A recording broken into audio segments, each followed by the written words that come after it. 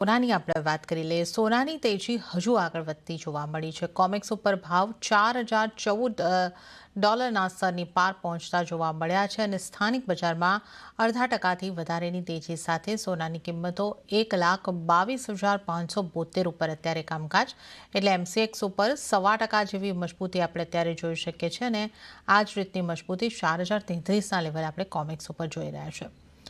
વૈશ્વિક અનિશ્ચિતતાઓને કારણે આગળથી કિંમતોને સપોર્ટ મળી રહ્યો છે. ભાવિકજી, સોનાને તમે કઈ રીતે જોઈ રહ્યા છો? બહુ જ ઝડપી નવા રેકોર્ડ સ્તર અહીંયા આગળથી બનતા આપણે જોઈ રહ્યા છે. હવે આપણે કોમેક્સ ઉપર પણ 4030ના ઉપર કામકાજ જોઈ રહ્યા છે. યુએસનું શટડાઉન છે એ અહીંયા આગળથી લંબાઈ રહ્યું છે. આર્થિક આંકડા હવે ત્યાંથી નથી મળી રહ્યા.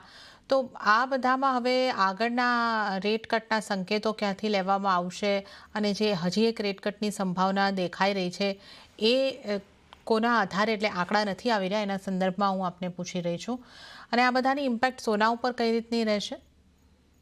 આઈ થિંક જો આ શુક્રવારે જે લાસ્ટ આઈ થિંક શુક્રવારે જે નોન ફાર્મ પેરોલના ડેટા આવવાના હતા, જે નથી આવ્યા ગવર્મેન્ટ શટડાઉનના લીધે, બટ ત્યાંની જે બ્યુરો ઓફ સ્ટેટિસ્ટિક્સ છે એ લોકોએ એમનું જે અનુમાન હતું એ લોકોએ ફેડરલ રિઝર્વને પણ આપ્યું છે અને ગવર્મેન્ટને, ખાસ કરીને ટ્રમ્પને પણ આપ્યું છે, પબ્લિકને નથી આપ્યું. એટલે ધેટ મીન્સ કે ફેડ પાસે એટલીસ્ટ ગયા મહિનાના જે એમ્પ્લોયમેન્ટના નોન ફાર્મ પેરોલના નંબર્સ જે છે એ એમની પાસે પ્રાઇવેટલી પહોંચે છે, પબ્લિક માટે નથી. નેક્સ્ટ મંથ માટેના મે બી શાયદ નહીં આવી શકે. એટલે કશેક ને કશેક ફેડ પાસે અનુમાન તો છે જ કે કેટલું એ લોકોનું એમ્પ્લોયમેન્ટ ચાલી રહ્યું છે. અને આઈ થિંક આગળ જતા જો આ શટડાઉન થશે તો ડેફિનેટલી એક અસર જરૂરથી થશે કે જ્યાં ફેડને આગળ જતા ડેટા છે એ નહીં મળી શકે.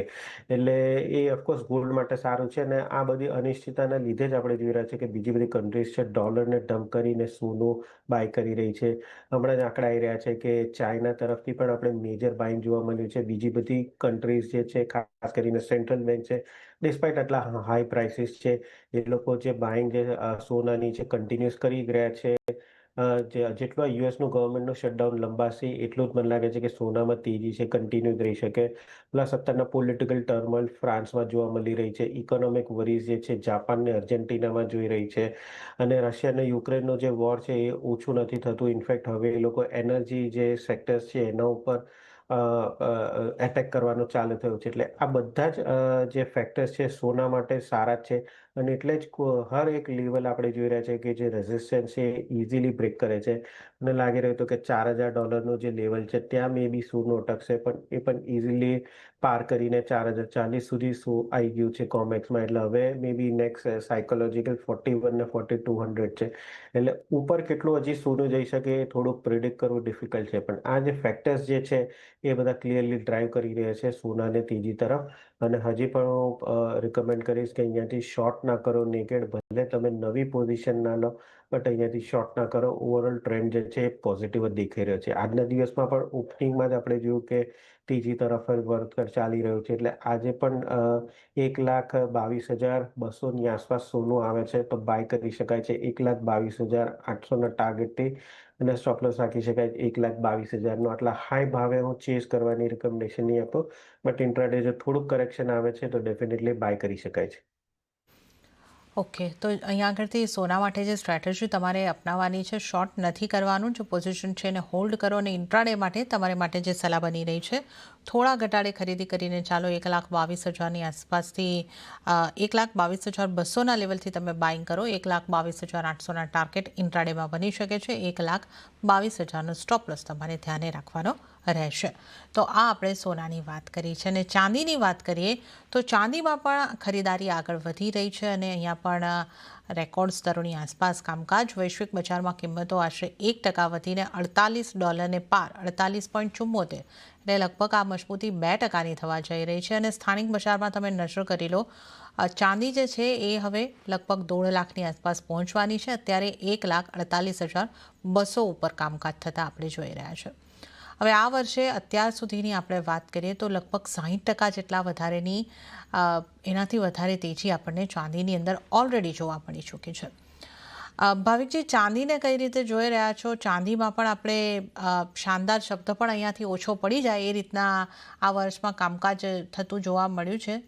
જે રીતે આપણે ઉલ્લેખ કર્યો 60%ની આસપાસની મજબૂતી આ વર્ષમાં આપણે અત્યારે જોઈએ તો લગભગ 2% આસપાસની મજબૂતી સાથે કામકાજ ચાંદીને કઈ રીતના સપોર્ટ મળી રહ્યો છે અને આગળ ચાંદી માટે કેવી રણનીતિ રાખવાની રહેશે? આઈ થિંક બહુ તમે જેમ કીધું સાચું છે કે 60% કોઈ એસેટ ક્લાસનું રિટર્ન, ખાસ કરીને ફિઝિકલ કોમોડિટી વાળું રિટર્ન આઈ થિંક ભાગ્યે જ જોવા મળ્યું હશે. ઠીક છે, ક્રિપ્ટોકરન્સી આપણે બિટકોઇન ને એ બધું જોઈ રહ્યા છે કે મે બી અમુક જે પેની સ્ટોક હોય એમાં આટલું બધું રિટર્ન હોય. બટ ફિઝિકલ કોમોડિટીમાં આટલું રિટર્ન જોવું થોડુંક ભારે છે અને આ વખતે ચાંદી 60% રિટર્ન આપ્યું છે. આઈ થિંક કોઈ પણ ઇન્વેસ્ટર હોય કે કોઈ પણ એનાલિસ્ટ હોય એ લોકોએ આવું ધાર્યું નહીં હોય. મે બી 30%થી 40%નું જ રિટર્ન મેક્સિમમ ધાર્યું હતું અને હવે 60% થઈ ગયું છે. એટલે અહીંયાથી હજી પણ સ્કાય જે છે ઓપન છે. આપણે 2 દિવસથી જોઈ રહ્યા હતા કે 1,47,800 સિલ્વર એમસીએક્સમાં બ્રેક નહોતું કરી રહ્યું અને સેમ વે કોમેક્સમાં 48, 80, 40, 50 બ્રેક નહોતું કરી રહ્યું. અત્યારે કોમેક્સમાં 49 થઈ ગયું છે અને જે હર્ડલ હતું 1,48,000નું એ પણ હર્ડલ આપણે ઇઝીલી પાસ કર્યું છે એમસીએક્સમાં. તો અહીંયાથી હવે તો લાગી રહ્યું છે કે $50 બહુ દૂર નથી અને 50ની ઉપર જો જશે તો $52 સુધી પણ આવી શકે છે, જે આઈ થિંક એમસીએક્સમાં 1,52,000. તો અગેન ચાંદીના ફેક્ટર્સ જે છે એ મને લાગી રહ્યું છે કે કેચઅપ કરી રહ્યું હતું, કારણ કે ફેબ્રુઆરીથી એપ્રિલ મે સુધી આપણે જોયું કે ચાંદી જે છે એ ઘણી જ અંડર પરફોર્મ કરી રહી હતી. 105 ગોલ્ડ સિલ્વર રેશિયો હતો, જે હવે 81ની આસપાસ આવી ગયો છે. એટલે હવે અહીંયાથી મને લાગી રહ્યું છે કે આગળ જતા ગોલ્ડ સિલ્વર રેશિયો મે બી 78 સુધી છે, એટલે થોડુંક કદાચ ચાંદી પરફોર્મ કરી શકે છે. અને મારો વ્યૂ હજી પણ છે કે મે બી દિવાળી સુધીમાં 1,52,000 સુધીની લેવલ આવી શકે છે. આજના દિવસમાં અગેન બાય એન્ડ ડિપ્સની સ્ટ્રેટેજી રાખવી જોઈએ કે જ્યાં 1,48,000ની આસપાસ આવે છે તો બાય કરી શકાય 149ના ટાર્ગેટથી અને 1,47,400નો સ્ટોપ લોસ રાખી શકાય છે. ઓકે, તો ઇન્ટ્રાડેમાં ચાંદી પણ બાય કરીને ચાલવાની સલાહ બની રહી છે અને અહીંયાથી આપણે જોઈ રહ્યા છે આપના સ્ક્રીન ઉપર કે ગોલ્ડ અને સિલ્વર એમસીએક્સ ઉપર રેકોર્ડ સ્તર અહીંયા આગળથી બનાવી રહ્યા છે. ચાંદીનું કામકાજની આપણે અહીંયા આગળથી વાત કરી અને ઇન્ટ્રાડે માટે 1,49,000ના આ ટાર્ગેટ બની શકે છે. 1,47,400 અહીંયા આગળથી સ્ટોપલેસ. અને ફરીથી એક વખત આપને જણાવી દઉં કે સોનાનો ભાવ એમસીએક્સ પર ઓલ ટાઈમ હાઈ પર, ચાંદીનો ભાવ એમસીએક્સ ઉપર ઓલ ટાઈમ હાઈ પર આપણે આ ચર્ચા કરી રહ્યા છે, ત્યારે ફરી એક વખત ઓલ ટાઈમ હાઈ બનતા દેખાઈ રહ્યા છે. હાલ સમય થઈ